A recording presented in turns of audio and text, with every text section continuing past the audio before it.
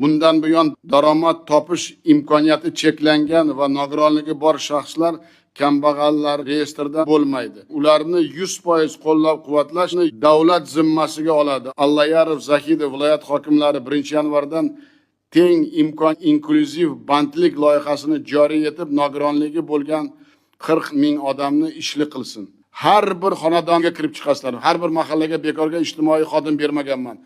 Zahidov bandlik jamg'armasidan ularga 30 million so'mgacha foizsiz sud ajratishni yo'lga qo'ysin. Kambag'allikka qayta tushish xavfi mavjud oilalarga ijtimoiy yordam va imtiyozlar saqlab qolinadi. Bunday odamlarga 6 oy mobaynida moddiy yordam va bolalar nafaqasini to'lash davom ettiriladi.